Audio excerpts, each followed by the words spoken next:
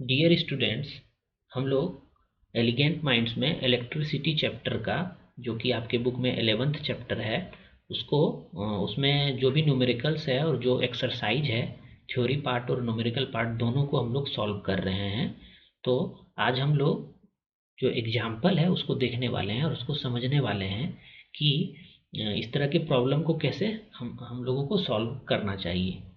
ठीक है, तो जैसे आपके बुक में ये प्रॉब्लम है, एग्जाम्पल 11.10 है। ठीक है, तो इसको अभी हम लोग सॉल्व करेंगे। ये हीटिंग इफेक्ट ऑफ करंट से रिलेटेड एग्जाम्पल है। इसका थ्योरी पार्ट हम लोग पढ़ चुके हैं और समझ चुके हैं कि हीटिंग इफेक्ट ऑफ करंट क्या होता है, जूल्स लॉ ऑफ हीटिंग क्या होता है, वो देख चुके हैं हम लोग। तो अब इस प्रॉब्लम को हम लोग समझ सकते हैं और इसको सॉल्व कर सकते हैं। इस प्रॉब्लम में बोला क्या जा रहा है, एन इलेक्ट्रिक आयरन, एक इलेक्ट्रिक आयरन है, consumes energy at a rate of 840 watt when heating is at the maximum rate. जब ये इलेक्ट्रिक आयरन अपने मैक्सिमम रेट पे वर्क कर रहा है, मैक्सिमम रेट पे ये हीट प्रोड्यूस कर रहा है, तो उस समय ये जो एनर्जी कंज्यूम कर रहा है वो 840 वाट का कर रहा है। ठीक है, consumes energy at a rate of 840 watt and 360 watt when the heating is at the minimum। और जब वो अपने मिनिमम पावर, अपने मिनिमम कैपेसिटी पे काम कर रहा है वो हीटिंग आयरन, तो उस समय जो उसका रेट ऑफ डूइंग है वो कितना है, 360 वाट है। और वोल्टेज कितना सप्लाई किया गया है, 220 वोल्ट का सप्लाई किया गया है। What are the current and the resistance in each case. दोनों केस में हमको करंट का वैल्यू फाइंड करना है कि इलेक्ट्रिक आयरन कितना करंट पास हो रहा होगा इस इलेक्ट्रिक आयरन से, और कितना रेसिस्टेंस वो प्रोड्यूस कर रहा होगा सर्किट में। ठीक है, तो हमारे पास सिचुएशन जो है वो कुछ इस प्रकार से है कि एक इलेक्ट्रिक आयरन है, इसको हम मान लेते हैं कि उसका जो रेसिस्टेंस है वो ये है, और इसको कि हम आर से डिनोट कर रहे हैं। ठीक है, और ये एक सोर्स से कनेक्ट है और उस सोर्स का वोल्टेज कितना है, 220 वोल्ट है, जो कि आपके प्रॉब्लम में दिया हुआ है। ठीक है, अब क्या हो रहा है कि इलेक्ट्रिक आयरन में आप उसका नॉब देखे होंगे ना।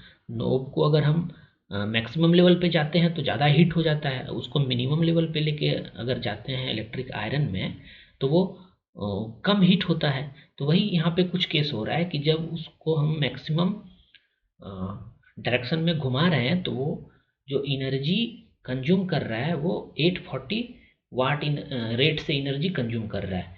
ठीक है, ये हमारे पास सिचुएशन है और इसका दो केस है, एक बार मैक्सिमम है एक बार मिनिमम है। तो आर एम हम लिख लेते हैं, नहीं दोनों तो मैक्स मैक्स लिखना पड़ेगा तब होगा। अच्छा ठीक है, इसको नहीं लिखते हैं, हम दो बार अलग अलग कैलकुलेट कर लेंगे। यहाँ पे ये सोर्स है तो इसका पॉजिटिव टर्मिनल ये होगा, नेगेटिव टर्मिनल ये होगा, ये सप्लाई कर रहा होगा, करंट इसमें इस डायरेक्शन से फ्लो कर रहा होगा, ये सब चीज़ हम लोग जानते हैं। तो हम लोग सबसे पहले मैक्स वाला केस कंसिडर करते हैं, जब उसका नॉब मैक्सिमम पोजिशन पे है और वो सबसे ज़्यादा हीटिंग इफेक्ट प्रोड्यूस कर रहा होगा, सबसे ज़्यादा हीट प्रोड्यूस कर रहा होगा। अच्छा, आपने यहाँ पे एक चीज़ गौर किया होगा कि यहाँ पे एनर्जी का बात कर रहा है, कंज्यूम्स एनर्जी, तो फिर ये 840 वाट क्यों दिया। देखिए यही है जो टीचर आपको समझा सकता है, ये बुक में आपको एक्सप्लेन किया हुआ नहीं मिलेगा। ठीक है, तो हम उसको एक्सप्लेन करने जा रहे हैं कि ये एनर्जी यहाँ पे लिखा है, और एनर्जी का एसआई यूनिट क्या होता है, एनर्जी का जो एसआई यूनिट होता है वो जूल होता है, जूल होता है ना। और यहाँ पे आपको क्या दिया हुआ है, वाट में दिया हुआ है। तो ये तो वाट और जूल सेम है क्या, नहीं सेम नहीं है, ये दोनों डिफरेंट डिफरेंट है। वाट किसका यूनिट होता है, एसआई यूनिट, पावर का एसआई यूनिट वाट होता है। ठीक है, लेकिन यहाँ तो लिख रहा है एनर्जी, ये कैसे कर दिया, ये शायद गलती लिख दिया है यहाँ। नहीं, गलती नहीं लिखा है, ये सही लिखा है, इसको फिर से पढ़िए।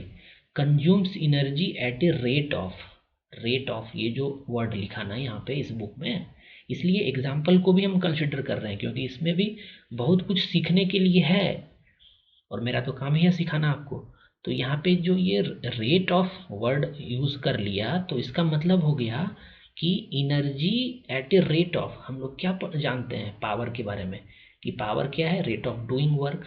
यही आपने डिफिनेशन पढ़ा होगा, रेट ऑफ डूइंग वर्क मतलब W/T। और वर्क जो है वो किसके इक्विवेलेंट है, एनर्जी के इक्विवेलेंट है। ये जानते हैं वर्क और एनर्जी दोनों सेम ही है, यही एक दूसरे में कन्वर्ट होता है। ठीक है, हम लोग जूल्स लॉ जब पढ़ रहे थे तो उस समय भी ये चीज़ कंसिडर किए थे। तो इसका मतलब क्या है कि ये यहाँ पे जो पावर है वो क्या है, एनर्जी अपॉन टाइम है, रेट ऑफ डूइंग वर्क। यही हम लोग बोले थे ना, एनर्जी अपॉन टाइम। तो ये जो आपको वाट यहाँ पे दिख रहा है ना, ये पावर का यूनिट है। और ये energy at a rate of जो यहाँ पे सेंटेंस लिखा है, इसका मतलब है कि ये पावर है, एनर्जी नहीं है, जिसमें आप कंफ्यूज नहीं होइएगा। ठीक है, तो हमारे पास जो इन्फॉर्मेशन है वो कुछ इस प्रकार से है। इस इलेक्ट्रिक आयरन का जो रेसिस्टेंस है वो आर है, इसमें करंट आई फ्लो कर रहा है, और जो सोर्स है इसका 220 वोल्ट का है। और पावर कितना कंज्यूम कर रहा है ये, जब अपने मैक्सिमम लेवल पे था ये, तो पावर कितना कंज्यूम कर रहा है, 840 वाट। यहाँ से हमको एक चीज़ और जानने को मिला कि पावर का जो एसआई यूनिट होगा वो क्या होगा, वाट होगा। ठीक है, तो ये 840 वाट कंज्यूम कर रहा है। हमको फाइंड क्या करना है, करंट फाइंड करना है एंड रेसिस्टेंस फाइंड करना है, आर का वैल्यू फाइंड करना है और आई का वैल्यू फाइंड करना है। तो हम इसको किस प्रकार से फाइंड कर सकते हैं, हम लोग जब जूल्स लॉ ऑफ हीटिंग पढ़ रहे थे तो उसमें हम लोग एक ड्राइव किए थे, पावर इक्वल टू क्या होता है, V इंटू आई होता है। ये चीज़ ड्राइव किए हैं हम, V इंटू आई होता है, product of voltage and current वो पावर के इक्वल होता है। ठीक है, तो पावर हमारे पास है 840, 840 यहाँ पे सब्सटीट्यूट करिए आप, 840 अगर यहाँ पे सब्सटीट्यूट करेंगे, और वोल्टेज कितना दिया हुआ है, 220 वोल्ट मिल रहा है ना इस इलेक्ट्रिक आयरन को, तो 220 वोल्ट हम वी के प्लेस पे रख देंगे। यहाँ से आप आई बहुत आसानी से कैलकुलेट कर सकते हैं, कोई इशू है ही नहीं। आई इक्वल टू क्या हो जाएगा, I is equal to 840 upon 220, यही होगा। इसका यूनिट क्या होगा, क्योंकि ये करंट हम फाइंड कर रहे हैं तो इसका यूनिट एम्पियर होगा। और दूसरा जो भी है इसमें क्वांटिटी सभी एसआई यूनिट में है, पावर का एसआई यूनिट वाट होता है तो वो वाट में दिया हुआ है, पोटेंशियल डिफरेंस का एसआई यूनिट वोल्ट होता है तो वो वोल्ट में दिया हुआ है। तो जो करंट हमारा कैलकुलेट होके आ रहा है उसका भी जो यूनिट होगा वो एसआई यूनिट होगा, करंट का एम्पियर होगा। तो ये हम फाइंड कर चुके हैं, करंट हम फाइंड कर लिए जब ये मैक्स लेवल पे ऑपरेट कर रहा था तब। ठीक है, और दूसरा पार्ट क्या है, रेसिस्टेंस फाइंड करना है। तो रेसिस्टेंस फाइंड करने के लिए फिर से हम लोग ओम्स लॉ अप्लाई करेंगे। यहाँ ओम्स लॉ से क्या जानते हैं, V equal to I R जानते हैं हम लोग। और हमारे पास क्या है, V भी है, V कितना है, 220 वोल्ट है, 220 वोल्ट है। और करंट भी है हमारे पास, करंट अभी तुरंत हम फाइंड किए हैं 840 अपॉन 220, तो इसी को सब्सटीट्यूट कर लेते हैं। इस रेसिस्टर से जो करंट फ्लो हो रहा है वो 840 अपॉन 220 एम्पियर हो रहा है।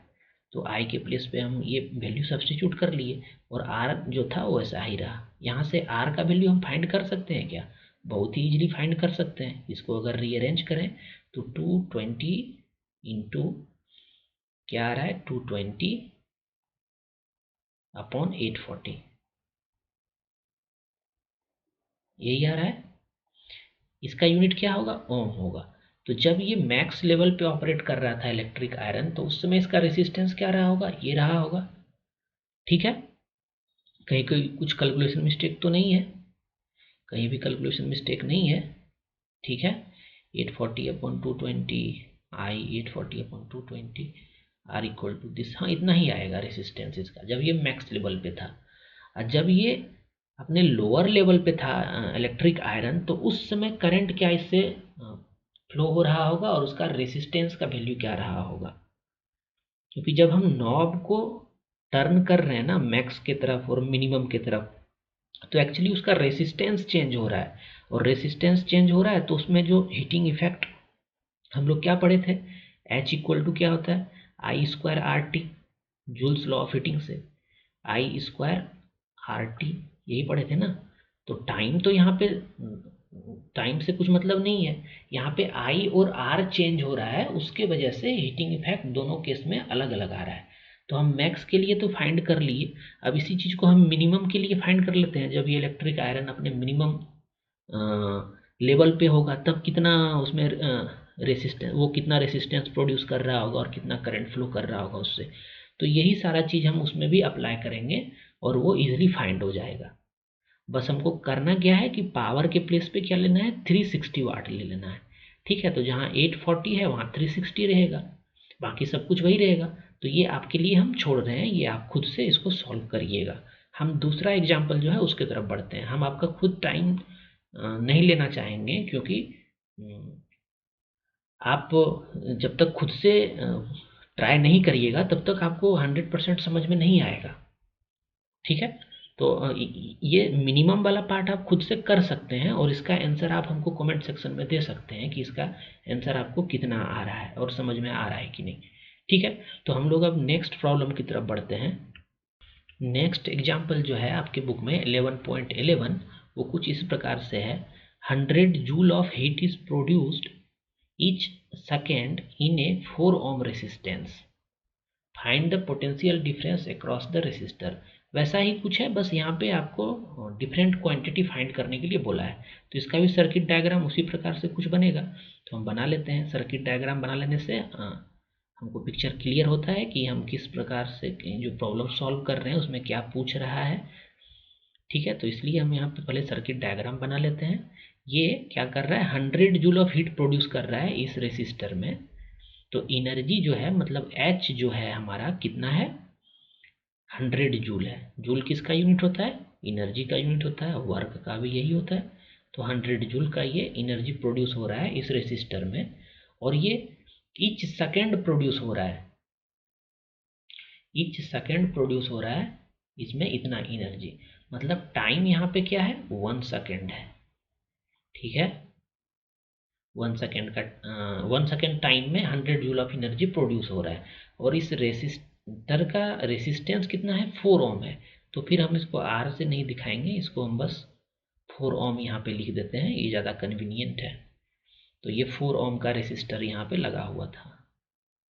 ठीक है, find the potential difference across the resistor, मतलब इस पॉइंट और इस पॉइंट के अक्रॉस जो पोटेंशियल डिफरेंस है वो आपसे फाइंड करने के लिए बोला है। तो ये रेसिस्टर के अक्रॉस जो पोटेंशियल डिफरेंस कितना होगा, जितना इस सेल का पोटेंशियल डिफरेंस होगा उतना ही होगा ना। मतलब ये दोनों तो पैरेलली कनेक्ट है, और पैरेलल में हम लोग जानते हैं कि पोटेंशियल डिफरेंस सेम होता है। तो इस रेसिस्टर के अक्रॉस जो पोटेंशियल डिफरेंस होगा कितना होगा, जितना इस सेल का पोटेंशियल डिफरेंस होगा, मतलब ये भी होगा। ठीक है, तो हम find the potential difference across the resistor find करें या find the potential difference of source, दोनों का मीनिंग सेम ही है। तो हम ये फाइंड कर सकते हैं, इसमें करंट जो फ्लो हो रहा होगा इस डायरेक्शन से फ्लो हो रहा होगा। ठीक है, अच्छा यहाँ पे इस सेंटेंस का मीनिंग आप दूसरे तरीके से भी समझ सकते हैं। 100 joule of heat is produce each second. Each second कहने का मतलब क्या है कि अगर यहाँ पे ईच सेकेंड बोल दिया तो यहाँ पे क्या हो रहा है, रेट ऑफ डूइंग वर्क हो रहा है ना, या रेट ऑफ हीट प्रोड्यूस्ड हो रहा है। और इसको क्या बोलते हैं हम लोग, पावर बोलते हैं। पावर इक्वल टू क्या देखे थे हम पिछले एग्जाम्पल में भी देखे हैं, रेट ऑफ डूइंग वर्क आप बोलें या फिर इसी को बोलें रेट ऑफ हीट प्रोड्यूस्ड, यही चीज़ है पावर। तो आपको इनडायरेक्टली एच अपॉन टी जो दिया हुआ है वो कितना दिया हुआ है, वो 100 जूल दिया हुआ है। 100 जूल नहीं, सॉरी, 100 वाट दिया हुआ है। यही आपका वो चेक करना चाह रहा है इस दोनों एग्जाम्पल में कि क्योंकि देखिए उस एग्जाम्पल में भी इसी तरह से कुछ स्टेटमेंट दिया हुआ था। ठीक है, तो हम इसको ऐसे भी लेके सॉल्व कर सकते हैं। ये मतलब क्या है, ये पावर है, तो हम पावर का भी फॉर्मूला लगा के जो इसमें पूछा जा रहा है वो फाइंड कर सकते हैं। नहीं तो हम डायरेक्ट ये फॉर्मूला भी यूज कर सकते हैं कि हम लोग जूल्स लॉ से क्या जानते हैं, H equal to I square R T, ये जानते हैं ना, आई स्क्वायर आर टी जानते हैं हम लोग। और यहाँ पे हीट कितना प्रोड्यूस हो रहा है, 100 जूल का प्रोड्यूस हो रहा है। तो आप यहाँ पे 100 सब्सटीट्यूट कर दीजिए। आई हमको पता नहीं है, आई हमको आई पता नहीं है। Find the potential difference across the resistor, हाँ आई पता नहीं है हमको। ठीक है, तो कोई बात नहीं। और रेसिस्टेंस का वैल्यू पता है 4 ओम है हमारे पास, और टाइम का भी वैल्यू पता है कितना है, 1 सेकेंड है। तो मतलब हमारे पास जो निकल के आ रहा है आई स्क्वायर वो कितना आ रहा है, आई स्क्वायर इक्वल टू जो आएगा यहाँ पे क्या आएगा, 100/4 आएगा, यही आ रहा है ना 100/4। और आई इक्वल टू क्या निकल के आएगा यहाँ पे, स्क्वायर रूट ऑफ दिस हो जाएगा। तो ये कितना आ जाएगा हमारे पास, ये 25 आ गया, 25 का स्क्वायर रूट 5, मतलब आई जो इसमें फ्लो कर रहा है वो 5 एम्पियर का फ्लो कर रहा है, 5 एम्पियर का करंट इसमें फ्लो कर रहा है। लेकिन हमको तो भी फाइंड करना था, तो भी फाइंड करने के लिए हम ओम्स लॉ का यूज कर सकते हैं, भी इक्वल टू आई आर होता है, ये हम जानते हैं। और हमारे पास आई का वैल्यू है, हमको भी चाहिए ना, और आई हम कितना निकाल के लाए हैं, 5 एम्पियर निकाल के लाए हैं। और रेसिस्टेंस का कितना है, 4 ओम है, तो यहाँ पे 4 ओम हम मल्टीप्लाई कर देते हैं आर के प्लेस पे, ये हमारा 20 वोल्ट निकल के आ रहा है ये। ठीक है, आप इस तरह से भी इसको सॉल्व कर सकते हैं। नहीं तो आप क्या कर सकते हैं, इसी यहाँ पे जो पावर निकला था, ये पावर था ना 100 वाट, पावर इसका कितना आया है, 100 वाट आया है, क्योंकि ईच सेकेंड में इतना joule of heat energy produce हो रहा है इस रेसिस्टर में। तो पावर इक्वल टू 100 वाट आया है। आप ऐसे भी एक स्टेटमेंट लिख के पावर इक्वल टू 100 वाट लिख सकते हैं। और पावर इक्वल टू हम लोग जो रिलेशन पढ़े हैं भी इंटू आई, उसका भी आप यूज करके इसको फाइंड कर सकते हैं। इससे आएगा क्या देखते हैं। तो पावर हमारे पास कितना है, 100 वाट है, तो इसको 100 यहाँ पे सब्सटीट्यूट करते हैं हम लोग। और हमको भी फाइंड करना है, और आई कितना मेरे पास आया है, आई मेरे पास आया है 5, हाँ 5 एम्पियर आया है। तो ऐसे भी देखिए आ रहा है, मतलब देखिए आप जिस डायरेक्शन से जाना चाहेंगे उस डायरेक्शन से आपको, बस आपको सही कंसेप्ट यूज करना है, आपको आंसर हमेशा सेम ही मिलेगा। ठीक है, यहाँ से भी 20 वोल्ट आ रहा है निकल के, तो इधर से भी जा सकते हैं आप दूसरा मेथड से भी इसको सॉल्व कर सकते हैं। ठीक है, तो ये दोनों प्रॉब्लम हम लोग समझ चुके हैं, और आपको जो आंसर देना है वो हम जो इसका प्रीवियस एग्जांपल था 11.10 का, उसमें आपको मिनिमम जब इलेक्ट्रिक आयरन रहा होगा तो उस समय रेसिस्टेंस क्या होगा और उससे करंट कितना फ्लो कर रहा होगा, ये आपको कमेंट सेक्शन में बताना है। ठीक है, तो अभी के लिए बस इतना ही, फिर हम लोग मिलेंगे नेक्स्ट लेक्चर में। अगर मेरे लेक्चर से आपको कुछ बेनिफिट हो रहा है तो आप मेरे चैनल को सब्सक्राइब करके हमको जता सकते हैं। ठीक है, फिर हम लोग मिलेंगे नेक्स्ट लेक्चर में, फिर एक्सरसाइज सॉल्व करेंगे नेक्स्ट लेक्चर में। Thanks for watching elegant minds.